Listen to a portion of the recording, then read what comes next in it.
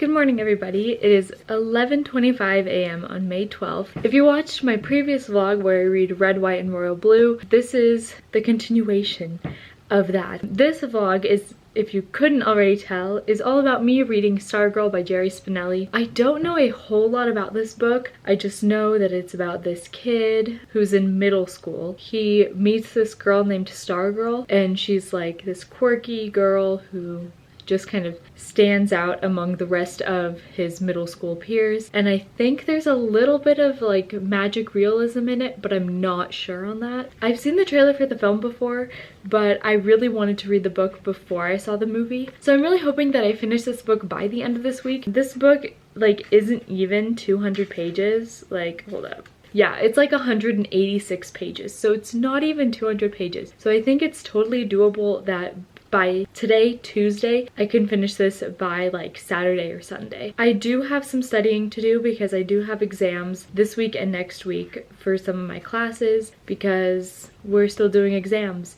at home. So my goal today is to just get into it and read as much of it as I can.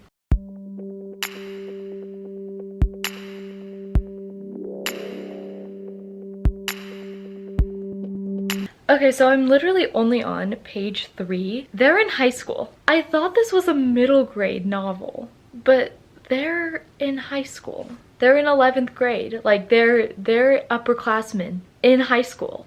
This whole time I thought that they were like in 7th or 8th grade. I mean, does that technically make this young adult, or is it still middle grade? Like, I don't know. I definitely thought this was a middle grade novel. I thought that the characters were in middle school, but no, they're in high school.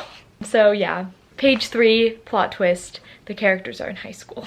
So it is 5:10 p.m. on May 12th. I am only on page 27 of Stargirl. I'm interested to see where it goes because right now I have no idea where it's heading. I also just re-downloaded the Lord of Shadows audiobook because a few weeks ago I finished re-listening to the Lady Midnight one, and I've been really wanting to continue and read Lord of Shadows. Lord of Shadows I haven't reread before, so I'm excited to revisit that story.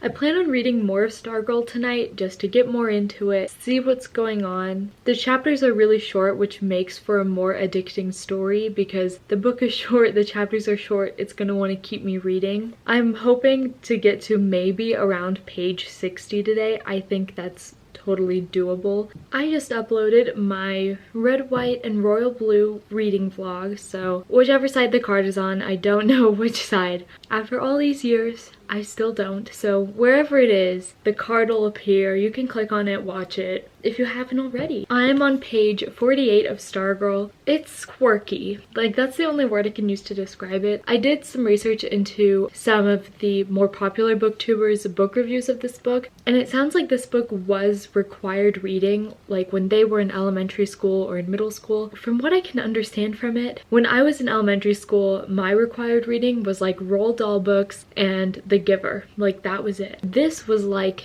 their Giver, you know what I mean? So knowing that, it's an interesting choice, I think, for elementary schoolers to read. I don't know, if they were in like 7th, 8th grade, I would understand it. I don't know, I feel like it's weird that 5th graders read this for required reading, but then again, I read The Giver for required reading and someone else could find that weird. It's a very interesting read. I don't know where it's gonna go right now. We will see what happens. Okay, so I'm on page like 120 of this book, and I kind of have the gist of it at this point. I get it. She's quirky, he's fascinated by her. It's basically like the first draft of a John Green book.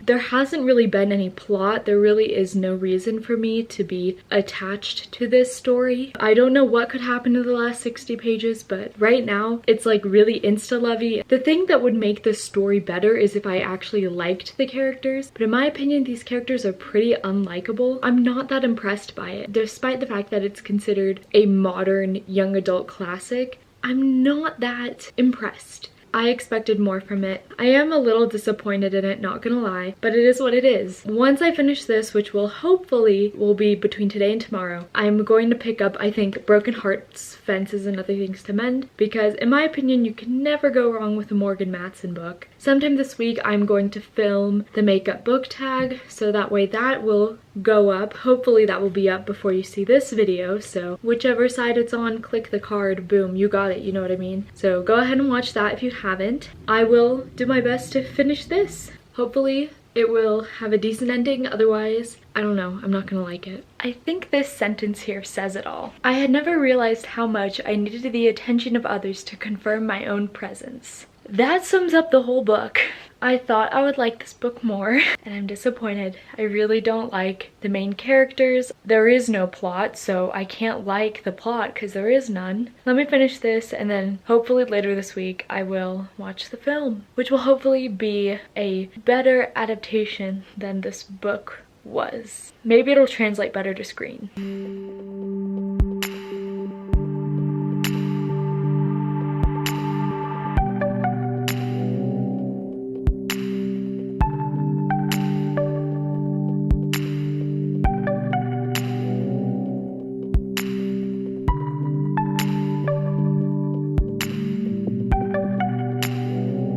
So I just finished Stargirl. I gave it 3 stars. The ending did kind of bump it up a star. I was originally going to give it 2 stars, but the ending was just a little bit redeeming, but not a whole lot, obviously. Let me go over my issues with this. I did not like the main character. Stargirl had potential, but she just was not developed as a character. She was a cardboard cutout of a character, which, I mean, to be fair, it's hard to develop characters in a novel that's under 200 pages, but she's the titular character, and she is flatter than flat earthers think Earth is. She's just a flat character. And this novel tries to send good messages to its audience, and I do recognize that. In 2020, it doesn't age well. Leo comes off as extremely toxically masculine. Leo is so obsessed with getting the attention and the popularity and the approval of his peers. And I know this novel is trying to teach younger kids it's okay to be different, it's okay to be individual, but in 2020 this does not age well, and I had to keep reminding myself throughout the novel whenever Leo would do something so stupid that this was written 20 years ago. There was a different mindset going behind the writing of this. I hated Leo so much as a character. I haven't hated a protagonist this much since probably The Book Thief. Actually, no, The Book Thief didn't have a narrator. Who am I talking about? I'm trying to think of a protagonist I genuinely hated, but I can't really think of any. He's number 1. So there you have it. The story just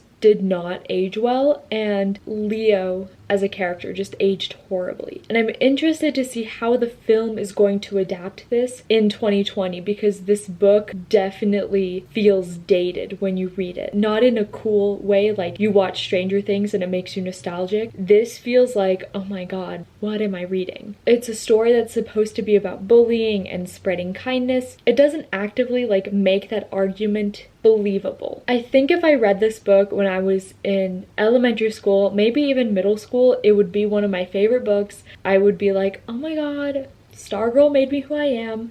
Like, I know for a fact I probably would like it if I read it at a younger age, but sadly, I read it now, and it was a vast disappointment. I gave it 3 stars, so I mean it's alright. I originally wanted to give it 2 stars, and I would not be surprised if in the future I feel like this is more of a 2-star book than a 3-star. But the ending kind of hit, I'm not gonna lie. Like, I read that ending, I was like, fine, I will give you a 3-star. I would not be surprised if looking back in my disappointed reads video, I say, I feel like I should have given this 2 stars. So I'm manifesting that now in May. 7 months later, you're gonna see this and be like, wow, galaxy brain. Yeah, I know. Kind of have the mind of a mastermind, you know what I'm saying? That is it for this vlog. Actually, I don't know. I think I might combine this vlog with blog.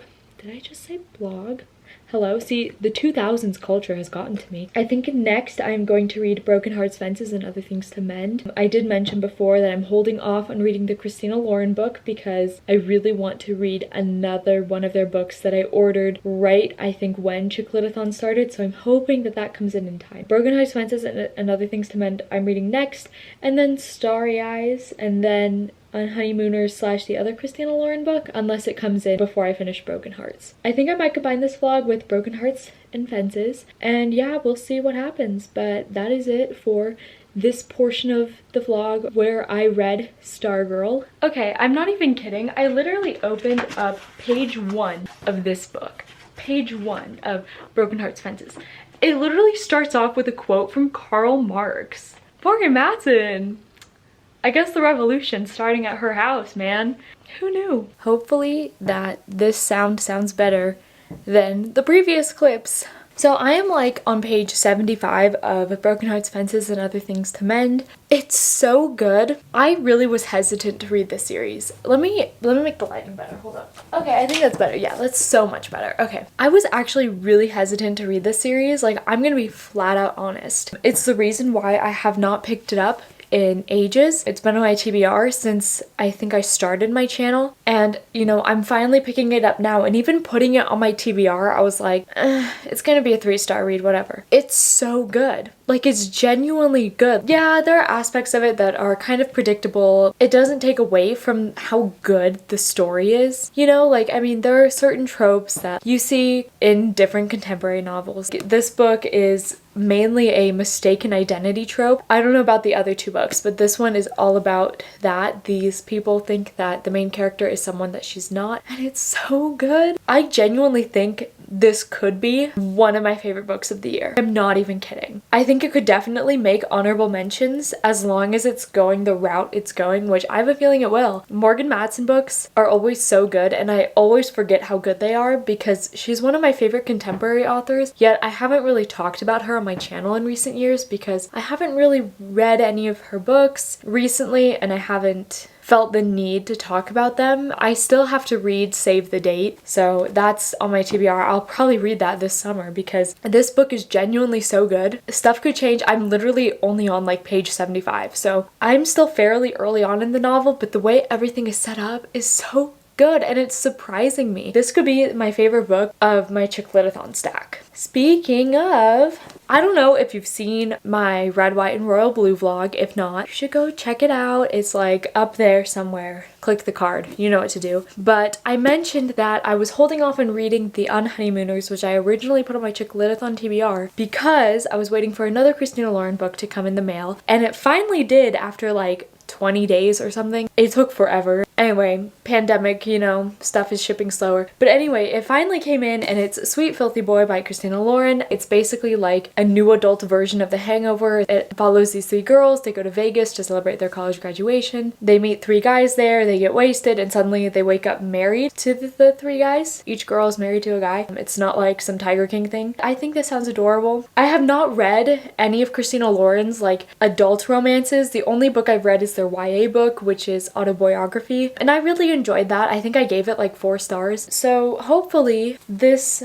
is as good as it sounds, because it sounds really cute, and I've heard some pretty good things about it. And then my local Barnes & Noble opened up literally like a few days ago, and you know, of course I had to go. I miss being in bookstores. I'm sure you guys miss being in bookstores. So when they were like, we're open, I was like, mask on, gloves on, we're going. I ended up purchasing the new covers of the Lunar Chronicles because they recently recovered them, and they're so pretty. Here's Cinder, Scarlet, Caress, and Winter. Winter is actually the only book in this series that I have not read yet, and I need to, and I know that. It's been sitting on my shelf for years. My favorite in this series so far is Cress, and I've heard that Cress is a lot of people's favorites, so this isn't really like an unpopular opinion. But this series is one that, for me, has grown with every book. Like, I read Cinder and I was like, this is okay. Then I read Scarlet, I was like, oh wow, this is really good. I read Cress, and Cress blew me away, and I still have yet to read Winter. So now that I have the pretty paperback edition, hopefully I will pick it up soon. But anyway, I know that this was like a mini book haul within a vlog, but hey, everyone loves book hauls, or at least they used to. It's the 24th, so chicklitathon has just 1 more week and then it's over, and I want to try and finish my TBR as much as I can. I think I can get this book done, and probably Sweet Filthy Boy, because I'm gonna read that after I read this. And then Starry Eyes, I would like to finish it within this month, but I don't know if that's possible. I think it is if I just sit down and like binge read, but you know, I end up getting distracted by Animal Crossing. We'll have to see. That is it for this update. I haven't vlogged in a few days, and so I just wanted to update you guys and let you know how I'm feeling about this book, because the more I read this book, the more I'm loving it. Like, genuinely. Where I'm at right now, I just want to throw this book at everyone and be like, please read this. I know Morgan Matson, her kind of standalone novels, they're all kind of like the deeper contemporaries. They each have like a sadder, deeper element to them. This is like pure fluff. Like, you take Second Chance Summer and make it not sad. That's what this book is. Like, I'm not even joking. And then I was flipping to the back, not to get spoiled. Morgan Matson always puts in the playlist that she made while she wrote the book, and so at the back, here's the playlist. And it has some bops on here, like, not gonna lie. In Amy and Roger's Epic Detour, there was a portion where one of the characters, I think it was Roger, he makes a playlist for like each state they travel through. I thought that aspect was so much fun, but I think that one's probably my favorite Morgan Matson book. But this series, oh my god, like, I want to continue it. I want to binge read this series. Like, it's so good. I really hope that books 2 and 3 are as good. Like, I hope it's like the Summer I Turned Pretty series, though I wasn't a huge fan of the last book of that, but books 1 and 2, I was like, oh my god, I love this series. And I'm really hoping that this series, like, I love each book in it. If it goes downhill with each book, I will be pretty sad. Like, I'm not gonna lie. If you're a fan of Morgan Matson, but you did not know that this series is by her, please pick it up. It's fantastic. Morgan Matson is just such a good writer. That completely left my mind when I went into this, because I really thought I was going to be giving this book like 2.5, 3 stars, but I'm leaning towards like 4 to 5 stars right now. So last night I finished Broken Hearts, Fences, and Other Things to Mend by Katie Finn. I gave it 4 stars. I really enjoyed my time reading this book. Really, truly, the only like critique I have is that the plot is very predictable. I was kind of expecting that, you know? I didn't think it was gonna like blow my mind, you know what I'm saying? But I really enjoyed my time with it. I thought the characters were extremely well written. Even if you don't like certain characters, you at least understand their motivation, which I think is so important, because a lot of characters, they aren't well written enough to understand why they're doing the things they're doing, but you understand it completely in here. The cast of characters I really liked. I really enjoyed their dynamics. I just had a fun time reading this book. Like I said, I gave it 4 stars. I definitely plan on picking up the other 2 books in the series later this summer, because I had such a fun time reading this. And it's really funny because I have avoided reading this book for so long because I was so worried that I wasn't gonna like it, that it was gonna be just like another mediocre contemporary. But no, I actually had a really fun time with this book. I haven't heard a lot of people talk about this series, but I would highly recommend it if you're just looking for like a fun summer read. That is it for this vlog. If you like it, give it a thumbs up, subscribe to my channel. I post videos on Thursdays, or at least I try to, and I'll see you in the next one. Bye!